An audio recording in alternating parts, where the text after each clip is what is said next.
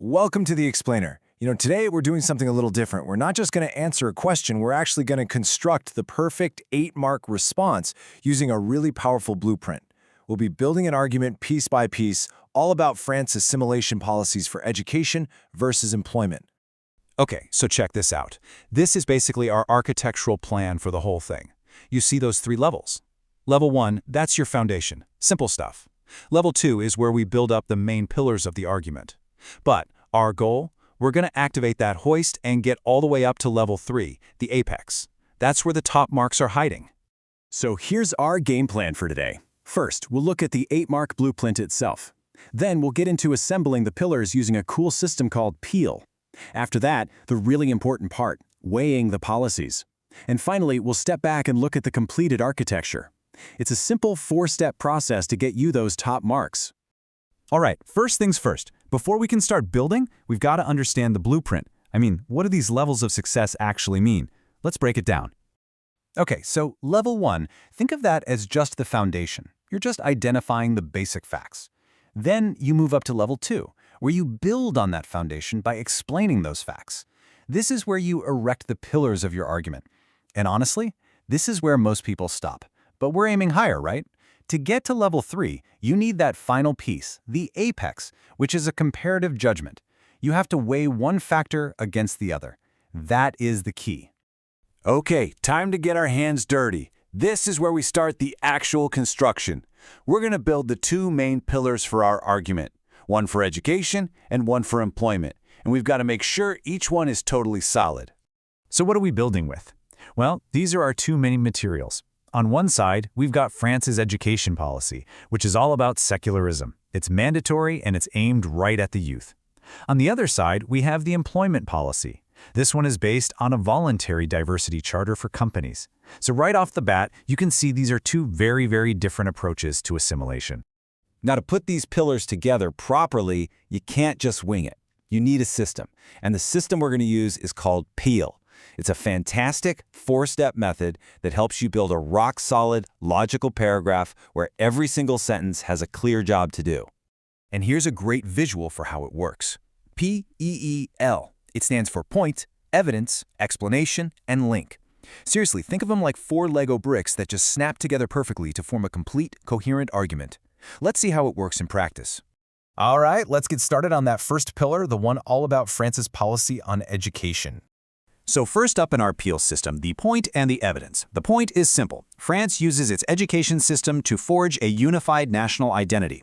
And the evidence? Well, that's the policy of strict secularism. Things like having special adaptation classes to help kids master French, or the rules that ban religious talk outside of, say, a history class. Okay, now for the second half of Peel, the explanation and the link.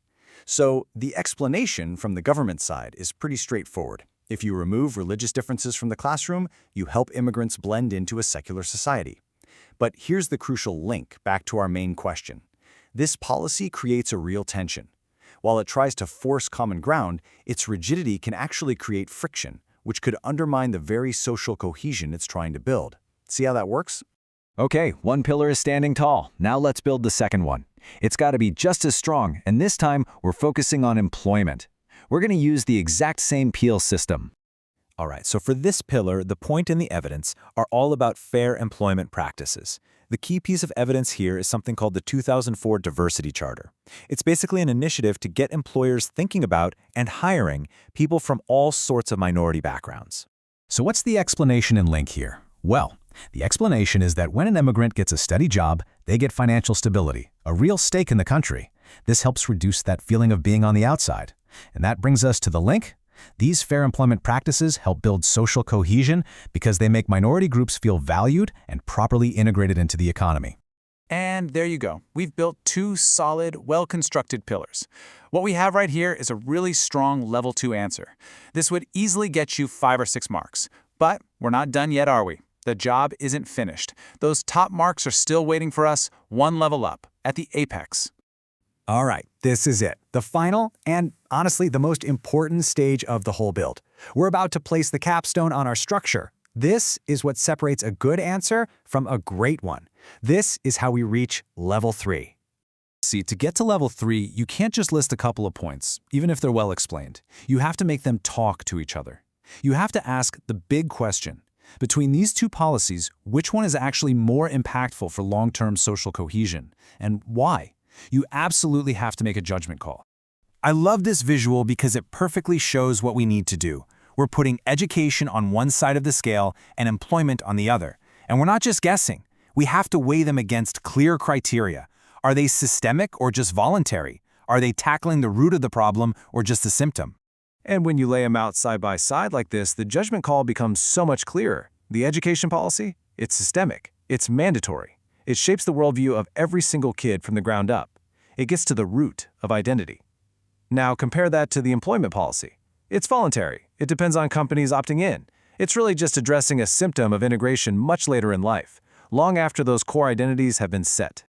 And there it is. That is the apex of our argument. That's the definitive, balanced, comparative judgment that gets you to level 3.